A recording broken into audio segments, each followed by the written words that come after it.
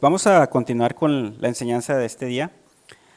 La he titulado Cuando el pasado te alcanza, el eco de un pecado antiguo y la gracia presente. Vamos a orar, vamos a pedirle a Dios que nos hable. Yo creo que pues es muy importante, ¿verdad? Que nosotros entendamos la palabra, que no solamente la leamos, es importante que la estemos meditando, que estemos entendiendo lo que Dios nos quiere hablar, porque pues esto nos sirve a nosotros, ¿verdad? Para poder aprender a caminar como Él quiere. Vamos a pedirle, Señor, muchas gracias porque nos permites alabarte, gracias porque vemos pues que tú siempre estás ahí, Señor, que tú no nos dejas, que tú eres fiel, que tú eres veraz, Señor, y el día de hoy estamos muy necesitados que seas tú quien reveles tu palabra, Señor.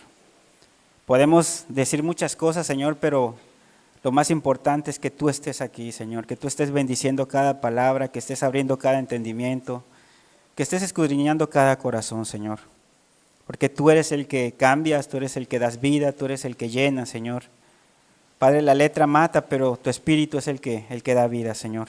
Y hoy queremos que sea tu espíritu, Señor, el que venga pues a dar vida a tus palabras, Señor. En tu nombre te lo pedimos. Amén. Bueno, pues vamos a ver el Salmo 25. Y muchos estudiosos que han leído este Salmo, muchos estudiosos de las Escrituras, concuerdan en que este Salmo fue escrito cuando David se encontraba siendo perseguido por su hijo Absalón. Recordemos que Absalón quiso tomar el reino y se confabuló con Aitofel, que era uno de los consejeros de David. Y vamos a dar lectura a este Salmo, dice: A ti, oh Jehová, levantaré mi alma. Dios mío, en ti confío, no sea yo avergonzado. No se alegren de mí mis enemigos. Sí, dice: a ti, oh Jehová, levantaré mi alma. Y cuando David estaba diciendo esto, recordemos que había salido, que él estaba solo, iba con mucha gente, pero habían dejado Jerusalén atrás, los sacerdotes se habían quedado, se había quedado el arca del pacto, ¿sí? En otras escrituras veíamos que cuando él tenía una aflicción decían, bueno, ¿sabes qué? Voy a traer algo y vamos a consultar a Jehová, le decía el sacerdote, pero en esta vez él iba solo, no había alguien, y dice: a ti, oh Jehová, levantaré mi alma. O sea, esta expresión da a entender, yo entero me doy en sacrificio a ti, Señor, toda mi alma, todo lo que soy, aquí te lo pongo delante de ti. Es como cuando el sacerdote agarraba y agarraba el animalito y lo sacrificaba para Dios. Entonces dice: a ti, oh Jehová, levantaré. O sea, Señor, yo estoy como un sacrificio para ti. Yo quiero que sea estar en tus manos nada más, ¿sí? Y luego dice: Dios mío, en ti confío. Y podemos creer que pues es una confianza, ¿verdad? De que pues yo creo en Dios, yo confío. Pero aquí va un poquito más allá. Imagínate que tú estás en un pozo súper hondo y tú estás a la mitad de ese pozo agarrado de una cuerda. ¿Qué vas a hacer con esa cuerda? ¿Vas a estar así ligero, riéndote o cómo vas a estar? Vas a estar bien agarrado. Literalmente cuando David dice: Dios mío, en ti confío, es como si hubiera estado él en medio de ese pozo agarrado de la cuerda y la cuerda arriba Dios la estaba agarrando. O sea, él le decía: Señor, si tú me sueltas arriba, yo me caigo. Y no era una confianza pasiva, era una confianza que el Señor, aquí estoy, yo no me voy a mover. Estaba el problemón encima, estaban todas las cosas encima. Pero él decía: yo estoy dentro del pozo, no puedo salir por mí mismo, pero yo me agarro de esta cuerda que sé que tú estás sosteniendo y yo no me voy a soltar. No me puedo dormir, no me puedo cabecear, tengo que estar bien agarrado, ¿sí? Entonces, es algo muy importante que nosotros veamos. Luego dice: no sea yo avergonzado, ¿sí? Ahí no es nada de que, pues, que la gente, mira, le salió mal y se ríe de él. No, ahí la vergüenza era un poquito más, ¿sí? La vergüenza era de que, pues la gente lo iba a tener en mal, le iban a empezar a decir, bueno, no que según tú confiaste en Dios, pues ¿dónde está tu Dios, David? No, según él te guiaba, él te ayudaba y mira cómo has caído. O sea, era una vergüenza pública tremenda y más que él era el rey. Entonces, decía, Señor, yo estoy agarrado de ti, Señor, pero si tú me sueltas, yo voy a caer, voy a ser avergonzado por todos mis enemigos, todos aquellos que me quieren ver mal. Por eso dice, no se alegren de mí mis enemigos. ¿Sí? No se alegren de mí. Este es un salmo acróstico que significa que cumple con cada versículo del salmo cumple con una letra del alfabeto hebreo. O sea, ¿por qué le llaman acróstico? Porque estos salmos son ya sea de alabanza completa a Dios o de la ayuda total de Dios para ti. ¿Sí? Por eso le llaman acróstico. Entonces, David en este primer versículo ya estaba hablándole a Dios. Si nosotros lo leemos en nuestro lenguaje, no vemos la profundidad de estas palabras, ¿verdad? Pero cuando vemos realmente a qué se refieren, podemos darnos cuenta que David se sentía en una aflicción tremenda y ahorita lo vamos a ver por qué. Siguiente versículo, dice, ciertamente ninguno de cuantos esperan en ti serán confundidos. ¿Sí? Ninguno cuantos esperan. Entonces él decía, Señor, yo sé que aunque estoy en medio del pozo, siento que me caigo, yo sé que tú no me vas a dejar. Yo sé que en ti puedo confiar, ¿sí? Y que no voy a ser confundido. No sé qué hacer, no sé cómo actuar. Todo está para que yo pierda, literalmente, ¿sí? Pero yo sé que los que esperan en ti no van a ser confundidos, ¿sí? Era su confianza. Dice, pero sí serán avergonzados los que se rebelan sin causa. Aquellos que están haciendo lo malo, aquellos que se están rebelando no contra mí, sino contra ti. Era lo que le estaba diciendo. Y luego le dice, muéstrame, oh Jehová, tus caminos y enséñame tus sendas. David se sentía perdido. Muchas veces yo creo que hemos estado en situaciones que tú dices, no sé qué hacer, ya no sé, hice esto, hice aquello, pero ya ahorita ya se me fueron las ideas, no sé qué hacer. ¿Sí? David estaba completamente perdido, no sabía y le decía, Señor, muéstrame como cuando tú vas en un carro y dices, no, pues ahí te mando la ubicación, ¿qué haces? Pones el mapa y ves, tengo que irme por aquí, voy a dar por acá. Bueno, David le estaba dando a entender a Dios, Señor, muéstrame a dónde tengo que llegar, qué es lo que tengo que hacer, porque no sé. ¿Sí? Y dice, enséñame. ¿Por qué? Supongamos, yo le ponía a mi familia un ejemplo. Imagínate que tú quieres subir, o bueno, voy a poner otro ejemplo que yo sé que va a ser más fácil. Aquí hay una persona que hizo una competición y logró llegar, no sé cuántos kilómetros eran, pero no se la aventó nada más así, porque sí, ¿verdad? ¿Qué tuvo que hacer primero? Entrenar, disciplinarse. ¿Por qué? Porque pues tienes que levantarte a cierta hora o tienes que cumplir cierto diario, cierta ruta, ciertos minutos, mejorar tus tiempos. Es una disciplina, ¿sí? Entonces, cuando le dice, enséñame tus sendas, él está diciendo literalmente, Señor, necesito que me ayudes a disciplinarme, que me forces a que yo pueda llegar a ese camino, ¿sí? Podemos decir, mira, ahí está la carrera y todo, pero pues si nos aventamos así nada más, no vamos a llegar, ¿verdad? Muy lejos, vamos a fracasar. Entonces David le estaba diciendo, Señor, muéstrame, enséñame, disciplíname, ayúdame a llegar, ¿sí? Siguiente. Y luego le dice, encamíname. ¿Por qué? Porque muchas veces podemos tener una disciplina y todo, pero no significa que por eso la vamos a hacer. Vamos a poder llegar, vamos a poder terminar. Y él dice, Señor, encamíname. O sea, sé tú el que me vayas guiando. Sé tú el que sea mi fortaleza para poder llegar hasta ese. Dime si el entrenamiento que estoy llevando realmente es el correcto. Es lo que yo tengo que hacer. Que tú estés ahí como mi coach personal diciéndome, Señor, aquí estoy y sabes que levántate, haz esto, haz el otro. O sea, entréname, ayúdame. Yo quiero que realmente llegar ahí. Encamíname. ¿Sí? Entonces eso es lo que David le estaba diciendo a Dios. Dice, porque tú eres el Dios de mi salvación. Tú eres mi salvación, tú eres el que me rescata, Señor. Y le dice, en ti he esperado todo el día. O sea, mi mirada, mi mente, mi corazón ha estado hacia ti, Señor. Yo sé que tú me vas a librar, yo sé que tú me vas a ayudar, ¿sí? Entonces, realmente vemos que nosotros leemos encamíname y pues tú dices, pues casi viene siendo lo mismo. No, no es lo mismo, son cosas muy diferentes. Y David aquí le estaba diciendo a Dios, Señor, yo no sé cómo hacerle, no sé, estoy perdido, muéstrame, entréname y guíame tú, Señor. ¿Sí? Siguiente. Dice, acuérdate, oh Jehová, de tus piedades y de tus misericordias que son perpetuas.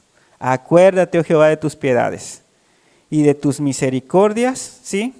Que son perpetuas. Entonces, él está diciendo aquí, Señor, no se está apoyando en él, en pues que es rey, en que ha sido justo a lo mejor, ¿verdad?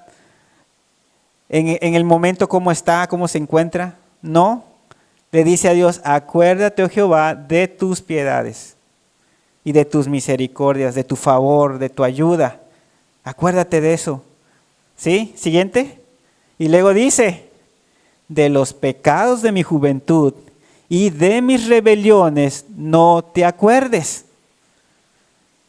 Porque primero empieza, acuérdate Dios. Apela primeramente a la misericordia de Dios. Y luego dice, y de mis rebeliones no te acuerdes. ¿Por qué? Porque como vamos a ver más adelante, él estaba pasando una situación, no porque estuviera en pecado en ese momento, pero porque había hecho cosas cuando él estaba más joven, que ahora él estaba cosechando, que ahora le estaban trayendo consecuencias a su vida. Por eso él no se justifica y dice, Señor, pero pues yo no estoy en pecado, ¿y por qué me pasa esto a mí? No, él reconoce y dice, estoy aquí por mis malas decisiones que tomé. Pero Señor, no veas mis pecados, acuérdate de tus misericordias, acuérdate que pues tú eres el que me has ayudado, ¿sí? Dice, conforme a tu misericordia, acuérdate de mí. ¿Por qué? Porque tú eres bueno por tu bondad, Señor. No porque yo lo merezca, no porque yo sea el rey, yo sea el ungido, no. Sino porque tú has sido bueno conmigo, por tus muchas misericordias. Por eso, Señor, ayúdame. Siguiente. Dice, bueno y recto es Jehová. Por tanto, Él enseñará a los pecadores el camino, encaminará a los humildes por el juicio y enseñará a los mansos su carrera. Él estaba diciendo, sí, yo tuve muchas cosas, pero Dios ha sido bueno aún con un pecador. Él le ha enseñado el camino, Él me ha ayudado hasta este momento. Él no estaba diciendo, no, yo no pequé, pues sí, fue en el pasado y pues ya, yo no tengo por qué estar pasando estas cosas. No, Él estaba reconociendo, Señor, aquí estoy, reconozco que todo lo que pasó es mi culpa, pero yo sé que tú me has enseñado el camino, yo sé que tú me has sacado adelante. Eso es lo que David le estaba diciendo a Dios, ¿sí? Siguiente. Dice, todas las sendas de Jehová son misericordia y verdad para los que guardan su pacto y sus testimonios, ¿sí? O sea, él dándole a entender a Dios, Señor, tú sabes que yo he guardado tu pacto, que he guardado tu testimonio, Señor, sí, he pecado, sí, he caído, pero también, Señor, tú me has restaurado, yo me he arrepentido de todo mi corazón, tú lo sabes, tú sabes, Señor, que me he arrepentido, que yo no lo he vuelto a hacer, ¿sí? Entonces, él estaba orándole, imagínate esta oración en ese momento de aflicción. Siguiente. Dice, por amor de tu nombre, oh Jehová, perdonarás también mi pecado, que es grande. ¿Sí? Algo entendía David. La llevaba de perder. Y ahorita lo vamos a ver por qué. La llevaba de perder y él sabía que hasta ahí podía haber sido su fin. Que el pecado que había hecho en su juventud lo iba a alcanzar y que posiblemente iba a quedar. Pero él le dice, Señor, por amor de tu nombre, porque tú has sido bueno conmigo, porque tú tienes un pacto conmigo, me vas a ayudar, me vas a a perdonar, aunque mi pecado haya sido grande, aunque las consecuencias se vengan como una avalancha, Señor, tú me vas a ayudar, tú vas a estar conmigo. Nuevamente, o sea, él diciendo, yo no merezco, pero yo sé que en ti puedo confiar. Yo sé que tú eres el que me puedes rescatar. Siguiente. Dice, ¿quién es el hombre que teme a Jehová? Él le enseñará el camino que ha de escoger. Gozará de bienestar y su descendencia heredará la tierra. Y algo muy importante que vemos aquí, el conocimiento que David tenía de Dios. No cualquier persona le va a decir a Dios así. ¿Qué pasa cuando a veces nosotros hicimos algo cuando estábamos jóvenes, en nuestro pasado, y vienen cosas ahora? Sí, nos agüitamos, nos sentimos, no, pues sí es cierto. Pero vemos que David le pasó, pero él conocía a Dios. Él le decía, Señor, ¿quién es el hombre que teme a Jehová? Tú le vas a enseñar el camino que ha de escoger. O sea, tú no lo vas a dejar ahí. Sí cometió errores, sí hizo pecados en su vida pasada, pero tú no lo vas a dejar ahí. Tú le vas a enseñar el camino, tú lo vas a sacar adelante. Dice, él gozará del bienestar y su descendencia heredará la tierra. Siguiente. Dice, la comunión íntima de Jehová es con los que le temen y a ellos hará conocer su pacto. ¿Por qué? Porque tal vez cometiste algún error en el pasado, pero ya ahora tú le temes. Tú te has vuelto y dice, tú vas a tener esa comunión íntima que solamente con quién la tienes, con alguien muy cercano, con un amigo, ¿verdad? Entonces, él estaba diciendo, Señor, tu comunión íntima, esa amistad íntima, solamente son con aquellos que te temen, Señor, y yo te he temido. Dice, y a ellos harás conocer su pacto. Y luego dice, mis ojos están siempre hacia Jehová, porque Él sacará mis pies de la red. ¿Por qué dice esto? Porque lo que él estaban planeando en contra de David iba a acabar con él. Iba a ser, ahora sí que literalmente iba a morir. ¿Sí? Iba a dejar de ser rey. Era un plan tan perfecto que si Dios no hubiera venido a estorbar ese plan, no estaríamos leyendo este salmo. ¿Sí? Siguiente. Dice, mírame y ten misericordia de mí porque estoy solo y afligido.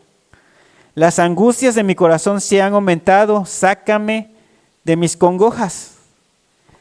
Aunque vemos, o sea, ahorita vamos a ver que iba con mucho pueblo, iba con sus guerreros, iba con sus hijos, iba con esposas, se sentía solo. Y una situación que estaba pasando muy tremenda es que los enemigos, o sea, todavía dices, pues alguien que no conozco, alguien que ni es de mi familia, ¿verdad? Pues me aborrece. Pero era uno de sus amigos más íntimos y era su propio hijo el que estaban en contra de él. Y estaba David entre la espada y la pared. Amo a mi hijo, lo perdono, pero él era el rey, también tenía que ver por el pueblo. Entonces, imagínate, entre tu hijo y el pueblo, ¿cómo no iba a estar confundido? ¿Cómo no iba a estar con esa presión encima de él? Sí, por eso decía, las angustias de mi corazón se han aumentado. Él no quería la muerte de su hijo, pero también no quería que el pueblo sufriera. ¿Sí? Entonces, él estaba en una situación muy, muy tremenda. Siguiente. Y por eso le dice, mira mi aflicción y mi trabajo y perdona todos mis pecados. Mira a mis enemigos cómo se han multiplicado. ¿Y qué dice aquí? Con odio violento. No era algo político, no era que otro rey hubiera querido quitarle las tierras, no. Había amarguras, rencores que estaban llevando a esas personas a atacar a David, a destronarlo. Y ahorita vamos a ver, siguiente.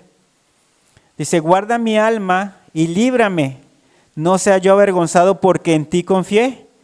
Integridad y rectitud me aguarden porque en ti he esperado. Y esto es muy importante. David se vio tentado. Pues si ellos me están haciendo, pues yo voy a hacer a jugarle sucio también, voy a hacer esto, voy a hacer aquello, pues para librarme. Pero dijo, no, Señor, integridad, yo voy a hacer lo que es recto, lo que tú me estás mostrando que yo haga, lo voy a hacer. Si aún así haciendo eso, tú permites que pase todo eso en contra de mí, tú sabes, Señor. Pero yo no voy a jugar sucio, no voy a hacer cosas que no. Dice, integridad y rectitud me guarden porque en ti he esperado. Siguiente. Y luego dice, redime, oh Dios, a Israel de todas sus angustias, porque no solamente a él lo estaba afectando, también al pueblo, ¿sí? Al pueblo que él gobernaba. Y quiero que leamos ahora sí, precisamente, este salmo y lo comparemos con todo lo que estuvo viviendo David. ¿Sí? Siguiente. Dice en 2 Samuel 15, del 1 al 18. Vamos a leer bastantito. Ténganme paciencia, yo sé que hay unos que dicen que no se debe poner tantos textos, pero yo creo que es necesario para que podamos entender lo que Dios quiere hablarnos. Dice, aconteció después de esto que Absalón se hizo de carros y caballos y 50 hombres que corriesen delante de él. Y se levantó Absalón de mañana y se ponía a un lado del camino junto a la puerta, y a cualquiera que tenía pleito y venía al rey a juicio, Absalón le llamaba y le decía, ¿de qué ciudad eres? Y él respondía, tu siervo es de una de las tribus de Israel. Entonces Absalón le decía, mira, tus palabras son buenas y justas, mas no tienes quien te oiga de parte del rey. Y decía Absalón, ¿quién me pusiera por juez en la tierra para que viniesen a mí todos los que tienen pleito o negocio, que yo les haría justicia? Y acontecía que cuando alguno se acercaba para inclinarse a él, él extendía la mano y lo tomaba y lo besaba. De esta manera hacía con todos los israelitas que venían al rey a juicio. Y así robaba Absalón el corazón de los de Israel. ¿Hasta ahí? ¿Sí? ¿Por qué Absalón estaba haciendo esto? Yo creo que la mayoría sabemos, pero si no, acordémonos que Absalón tenía una hermana, tanto de papá como mamá, que se llamaba Tamar. Tenía un medio hermano que se llamaba Amnón. Dice que Amnón se enamoró de Tamar. Alguien le aconsejó, pues mira, hazle así para que puedas acostarte con ella. Y él lo hizo. La forzó, la violó. David se entera. ¿Pero qué hace David? No le dice nada a Amnón. No le dice nada, lo deja como si nada hubiera pasado. ¿Qué crees que pasó con Absalón? Se amargó, guardó rencor. Y después de cierto año mató a Amnón, salió huyendo de la presencia de David. Después Joab aboga por Amnón para que regrese, pero Absalón ya no llegó de la misma manera, ya no había ese respeto, ese amor por su padre. Había un aborrecimiento, ya lo miraba mal, un hombre que había, ¿sí?, omitido un pecado, o sea, un pecado de omisión, no le dio la importancia que debió haberle dado, lo dejó así. Entonces para Absalón eso nunca lo pudo perdonar, guardó ese rencor y vemos que aquí empieza a trazar su plan. ¿Qué hacía? Sí, dividía el pueblo, se estaba ganando el favor del pueblo, poquito a poquito. ¿Sí? Siguiente. Dice, al cabo de 4 años aconteció que Absalón dijo al rey, yo te ruego que permitas que vaya a Hebrón a pagar mi voto que he prometido a Jehová. Porque tu siervo hizo voto cuando estaba en Jesús, en Siria, diciendo, si Jehová me hiciere volver a Jerusalén, yo serviré a Jehová. Y si te das cuenta, David no tenía ni idea. Para David, pues es mi hijo. O sea, a lo mejor lo saludaba de beso, oye hijo, y se ponían a platicar, pero por dentro Absalón odiaba a David. Siguiente. Y el rey le dijo, ve en paz, y él se levantó y fue a Hebrón. Entonces envió Absalón mensajeros por todas las tribus de Israel diciendo, cuando oigáis el sonido de la trompeta diréis, Absalón reina en Hebrón. Y fueron con Absalón 200 hombres de Jerusalén convidados por él, los cuales iban en su sencillez sin saber nada. Y mientras Absalón ofrecía los sacrificios, llamó, ¿a quién? ¿Cómo? Se llama Aitofel. Aquí vemos otro personaje que entra. ¿Quién era Aitofel? ¿Alguien se acuerda? Era el consejero el mejor consejero de David. Sí, pero ¿por qué entonces, si era amigo de David, por qué apoya a Absalón? Nada más porque sí. ¿Qué pasó ahí? ¿Se acuerdan de Betsabé? Dice la Biblia, Betsabé, hija de Elián Gilonita, y dice la Biblia, Aitofel, padre de Elián Gilonita. ¿Quién vendría siendo Aitofel? El abuelo. Porque decía, Aitofel era padre de Elián era padre de Betsabé, y Betsabé estaba casada ¿con quién? Con Urías Eteo. Aitofel era el abuelo de Betsabé. ¿Sí? Y tampoco perdonó lo que David hizo. Por eso este hombre de repente aquí sale el nombre Aitofel. Y algo tremendo que la Biblia, o sea, de nadie ha dicho eso, pero de este hombre la Biblia dice que el consejo que él daba era como si Jehová lo estuviera dando. Imagínate lo peligroso de este hombre. El consejo que este hombre daba era como si Dios mismo estuviera dando el consejo. Era súper acertado. O sea, a veces nosotros vemos que en los jabones y todo dice 99.999, ¿verdad? De eficacia. Bueno, este hombre tenía el 100% de eficacia. No había fallo en lo que él aconsejaba. Imagínate. No era un hombre que se dejara llevar por sentimientos. Estuvo con David muchos años, y aquí ya había pasado bastantes años. Ya el rey David ya era un hombre que grande, viejo. Y todo ese tiempo Aitofel siguió tratando a David como su mejor amigo, como si no pasara nada.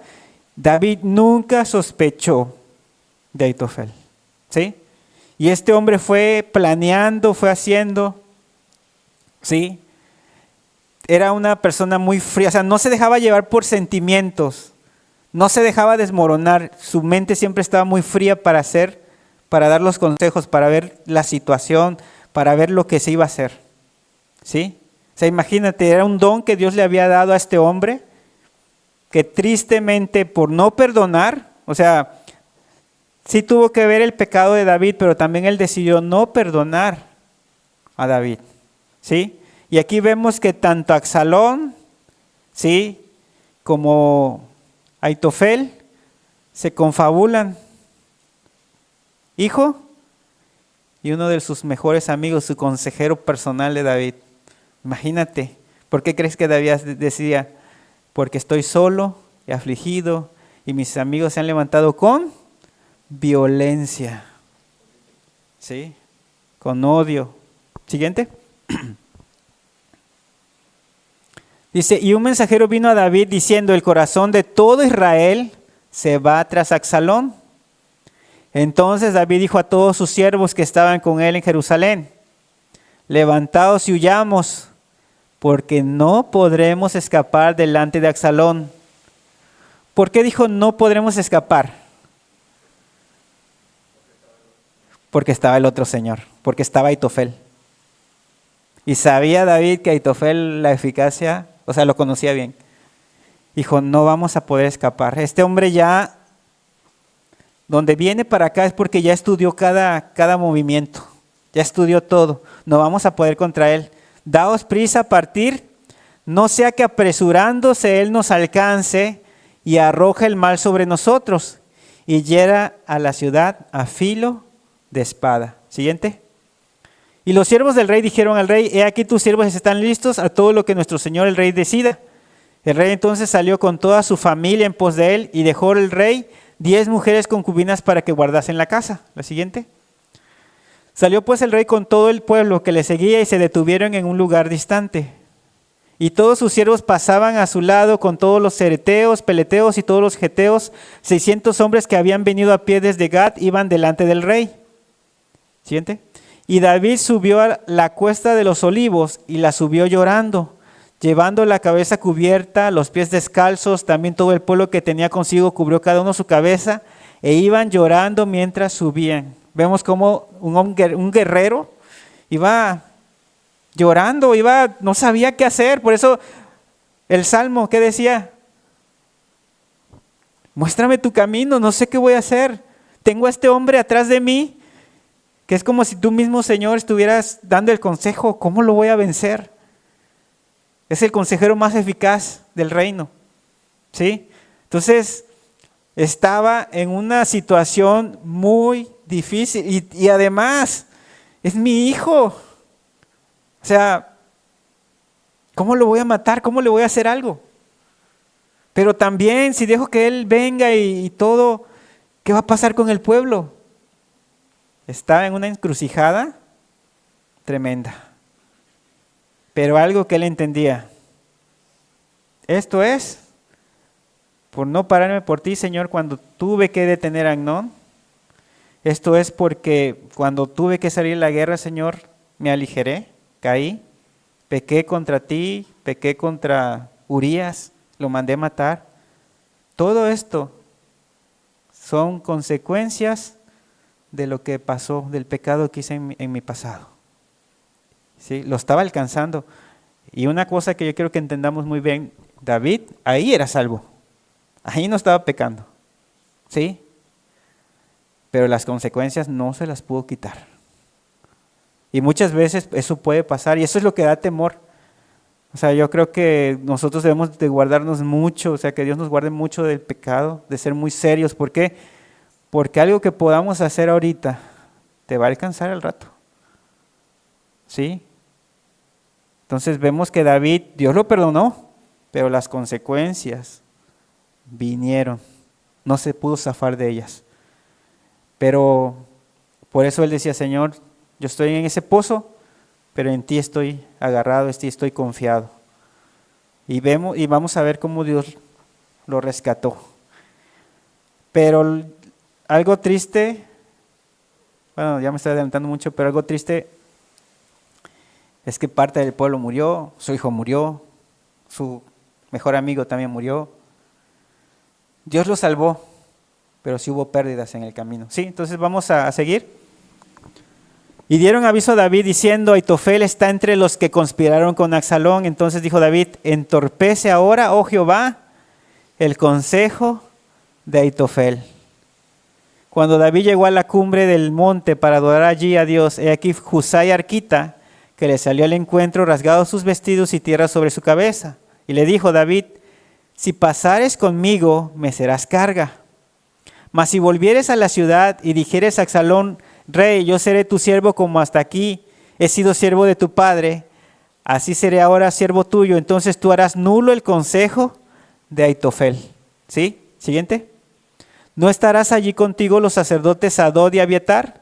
Por tanto, todo lo que oyeres en la casa del rey se lo comunicarás a los sacerdotes Sadok y Abiatar. Y aquí que están con ellos sus dos hijos, Ahimaas, el de Sadok, y Jonatán, el de Abiatar. Por medio de ellos me enviaréis aviso de todo lo que oyereis. Así vino Husai, amigo de David, a la ciudad, y Absalón entró en Jerusalén. Siguiente. Dice, y Absalón y toda la gente suya, los hombres de Israel, entraron en Jerusalén, y con él Aitofel. Aconteció luego que cuando Husai arquita, amigo de David, vino al encuentro de Absalón, dijo Husai, viva el rey, viva el rey. Y Absalón dijo a Husai, ¿es este tu agradecimiento para con tu amigo? ¿Por qué no fuiste con tu amigo? Y Husai respondió a Absalón, no, sino que de aquel que eligiere Jehová y este pueblo y todos los varones de Israel, de aquel seré yo, y con él me quedaré. ¿Y a quién había yo de servir? ¿No es a su hijo? Como he servido delante de tu padre, así seré delante de ti. Entonces dijo Absalón a Aitofel, dad vuestro consejo sobre lo que debemos de hacer. Y Aitofel dijo a Absalón, llégate a las concubinas de tu padre, que él dejó para guardar la casa, y todo el pueblo de Israel oirá que te has hecho aborrecible a tu padre, y así fortalecerán las manos de todos los que están contigo. O sea, por si alguno tenía duda de pasarse con David, con esto ¿qué iba a hacer? Ya nadie se iba a poder pasar. ¿Sabes qué? Ya nos hicimos odiosos a David, pues ahora vamos a seguir a Absalón. O sea, imagínate, te decía yo, este hombre tenía los consejos acertados. ¿Sí? Siguiente. Dice, entonces pusieron para Absalón una tienda sobre el terrado y se llevó Absalón a las concubinas de su padre ante los ojos de todo Israel. Y el consejo que daba Aitofel en aquellos días era como si se consultase la palabra de Dios. Así era todo el consejo de Aitofel, tanto con David como con Absalón. Imagínate. Siguiente. Entonces Aitofel dijo a Absalón, fíjate el consejo que le da. Yo escogeré ahora 12,000 hombres y me levantaré y seguiré a David esta noche. Y caeré sobre él mientras está cansado y débil de manos. ¿Lo conocía o no lo conocía? ¿Sí? Lo atemorizaré y todo el pueblo que está con él huirá. ¿Y qué voy a hacer? ¿Voy a matar al rey? ¿Qué va a pasar con la gente? Ya la tenemos de nuestro lado. Consejo acertado. Por eso en el Salmo dice, Señor, dame la salida.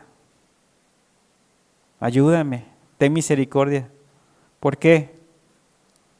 Porque realmente David, si no hubiera sido por la intervención de Dios, esto le hubiera pasado. Hubiera muerto. ¿Sí? Siguiente. Dice, así haré volver a ti todo el pueblo, pues tú buscas solamente la vida de un hombre. Y cuando ellos hayan vuelto, todo el pueblo estará en paz. Dice, este consejo pareció bien a Absalón y a todos los ancianos de Israel. Si esto lo hubieran hecho, ahí hubiera quedado David. ¿Quién fue el que metió su mano? Ahorita vamos a ver. Y dijo a Absalón, llamad también ahora a Husai Arquita, para que asimismo oigamos lo que él dirá. Cuando Husai vino a Absalón, le habló a Absalón diciendo, así ha dicho Aitofel, ¿seguiremos su consejo o no? Di tú. Entonces Husai dijo a Absalón, el consejo que ha dado esta vez Aitofel no es bueno. ¿Sí? Siguiente. Y añadió Husai, tú sabes que tu padre y los suyos son hombres valientes y que están con amargura de ánimo, como la osa en el campo cuando le han quitado sus cachorros. Además tu padre es hombre de guerra y no pasará la noche con el pueblo. Y aquí él estará ahora escondido en alguna cueva o en otro lugar, y si al principio cayeren algunos de los tuyos, quien quiera que lo oyere dirá, el pueblo que sigue a Absalón ha sido derrotado. Y aún el hombre valiente, cuyo corazón sea como corazón de león, desmayará por completo, porque todo Israel sabe que tu padre es hombre valiente y que los que están con él son esforzados. Aconsejo pues que todo Israel se junte a ti desde Dan hasta Beerseba, en multitud como la arena que está en la orilla del mar, y que tú en persona vayas a la batalla. Entonces le acometeremos en cualquier lugar en donde se hallare, y caeremos sobre él como cuando el rocío cae sobre la tierra, y ni uno dejaremos de él y todos los que están con él. Y si se refugiare en alguna ciudad, todos los de Israel llevarán sogas a aquella ciudad, y los arrastraremos hasta el arroyo hasta que no se encuentre allí ni una piedra. Entonces Absalón y todos los de Israel dijeron, el consejo de Husai Arquita es mejor que el consejo de Aitofel, porque Jehová, aquí vemos la clave, porque Jehová había ordenado que el acertado consejo de Aitofel, fíjate, el acertado consejo de Aitofel se frustrara para que Jehová hiciese venir el mal sobre Absalón. Si Dios no hubiera escuchado esa oración, hubiera metido su mano, hasta ahí llegaba David. ¿Sí? Siguiente. Salió pues el pueblo al campo contra Israel y se libró una batalla en el bosque de Efraín. Y allí cayó el pueblo de Israel delante de los siervos de David y se hizo allí en aquel día una gran matanza de 20,000 hombres. Y la batalla se extendió por todo el país y fueron más los que destruyó el bosque aquel día que los que destruyó la espada. Siguiente. Y se encontró Absalón con los siervos de David e iba Absalón sobre un mulo y el mulo entró por debajo de las ramas espesas de una gran encina. Y se le enredó en la cabeza en la encina y Absalón quedó suspendido entre el cielo y la tierra y el mulo que iba pasó delante. Viendo el uno avisó a Joab diciendo, he aquí que he visto a Absalón colgado de una encina. Y Joab respondió al hombre que le daba la nueva, y viéndolo tú, ¿por qué no le mataste?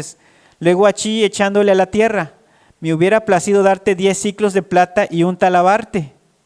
El hombre dijo a Joab: aunque me pesaras 1000 siclos de plata, no extendería yo mi mano contra el hijo del rey, porque nosotros oímos cuando el rey mandó a ti, a Abisai y a Itai, diciendo: mira, que ninguno toque al joven Absalón.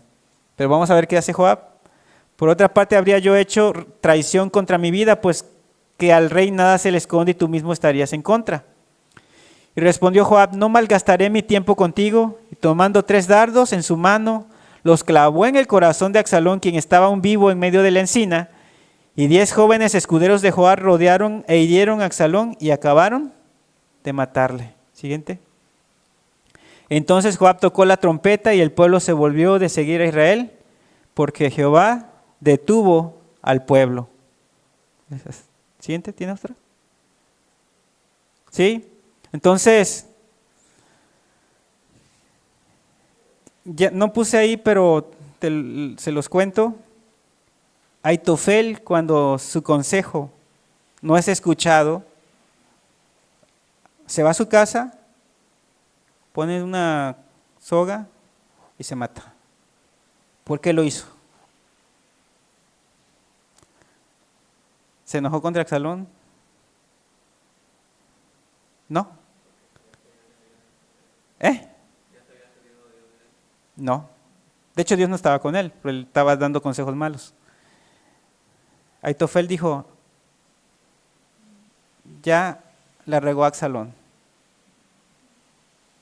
David se va a fortalecer, va a descansar esta noche, va a buscar la estrategia y no lo vamos a poder hacer frente. Van a venir aquí y yo no voy a permitir que David acabe con mi vida. Mejor yo me la quito. Y se ahorcó. Por eso decía que tenía sus consejos, era muy acertado. ¿Qué pasó? Vemos que efectivamente perdió a Absalón. ¿Sí? Ese era el momento para atacar. Ya después ya no. Y él lo entendió. Y él dijo: yo no voy a dejar que David me mate. No. ¿Sí? Vemos cómo termina este hombre por la falta de perdón, ¿verdad? Y vemos también que este salmo, cómo Dios tuvo misericordia de David. Cómo por eso David le decía: Señor, salva a Israel. Vemos aquí que dice que muchos de Israel cayeron ese día. Porque no solamente lo había alcanzado a él, ¿a quiénes más afectó? Su familia, sus amigos y al pueblo. Por eso muchas veces cuando una persona dice: no, pues soy yo, a nadie le importe. No, es que no eres tú. Es que te llevas, como dicen muchos aquí, entre las patas a muchos. Vemos que el pecado no es cualquier cosa. Todo lo que pasó no fue en ese momento, pero vemos que sí lo alcanzó. Y no podemos decir que David no era salvo, ¿sí? Entonces fíjense cómo David, si no hubiera sido porque Dios no soltó esa cuerda y lo sacó de ese pozo, no hubiera pasado nada. O sea, no hubiera podido vivir, no hubiera podido salir de esa situación. Dios lo sacó. Y eso es algo que yo quiero remarcar mucho, porque tal vez a veces hemos cometido errores, ¿sí? Pero aún Dios tiene el poder para sacarnos de esas cosas, siempre y cuando pues guardemos esa integridad, busquemos a Dios, como decía aquí, realmente le temamos, realmente nos seamos humildes y reconozcamos: Señor, esto que está pasando fue por mi pecado, esto que está pasando fue porque yo tomé malas decisiones, pero ayúdame, ¿sí? Y aún yo creo que es muy importante clamarle por nuestra familia, clamarle por aquellos a los que a lo mejor ofendimos. ¿Por qué? Porque vemos qué pasó con Aitofel, vemos qué pasó con Absalón. Esa amargura nos llevó a perderse.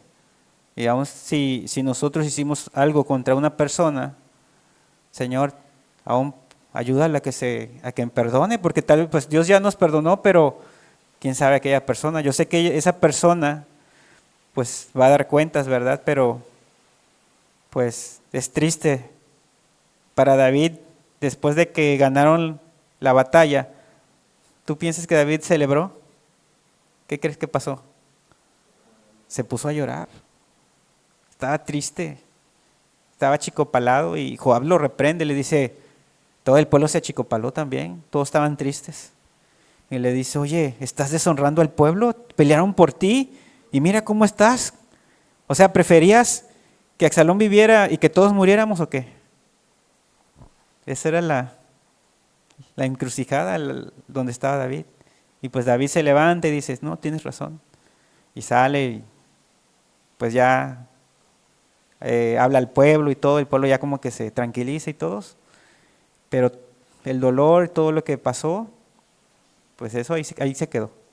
¿Sí? Entonces, Dios nos puede salvar, Dios nos puede ayudar, como lo hizo con David, pero muchas veces vamos a tener pérdidas. Hay que pedirle a Dios, Señor, ten misericordia, yo no quiero que esas personas se pierdan, yo no quiero que aún concédeles el arrepentimiento, háblales, porque pues fue triste, ¿verdad?, la situación de David. ¿Sí? Siguiente. El perdón elimina la culpa, pero no siempre la cosecha, o sea, no siempre las consecuencias que van a venir sobre tu vida. David fue perdonado por Dios tras pecar con Betsabé, también fue perdonado por lo que no metió su mano ahí con su hija, ¿sí? Pero consecuencias familiares y políticas siguieron su curso años después. Puedes estar en paz con Dios y aún así tener que enfrentar el desastre que tus decisiones pasadas crearon aquí en la tierra. ¿Sí? Entonces, pues cuánto tenemos que pedir a Dios, Señor, pon temor para que no seamos ligeros. Siguiente. Dice, David no huye de la realidad ni se queja de injusticia. Él enfrenta la cosecha de su pecado, la rebelión, agarrado de la mano de Dios que lo perdonó. No nos enseña que la gracia de Dios no siempre evita la tormenta, pero sí que te sostiene mientras la estás atravesando. Y es algo que nosotros debemos de entender y no desmoronarnos en ese momento, sino así como David se agarró de Dios, así también nosotros. Siguiente. Número 2, dice, a veces tendrás que enfrentar la acusación de tus pecados pasados. Y como dice aquí, no podemos defendernos alegando inocencia, perderíamos ese juicio. David no apela a la justicia donde perdería, sino a qué? Acordarnos de la misericordia de Dios. ¿Sí? Podrán tener la acusación, sí, lo reconozco, pero Señor, tú sabes que yo me arrepentí, tú sabes que, pues ten misericordia de mí, más que nada. ¿Sí? Siguiente. Y el punto 3, debes mantener la integridad. Dice, en medio de una crisis, la tentación más grande es devolver mal por mal. David nos enseña que es preferible perder una batalla manteniendo la integridad que la guerra perdiendo el alma. ¿Sí?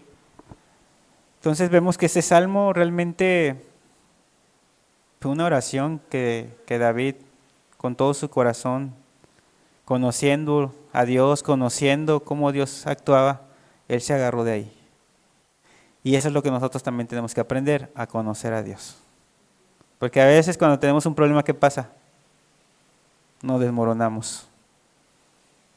David se vio con una tensión tremenda, un problemón, pero si no se desmoronó, ¿por qué fue?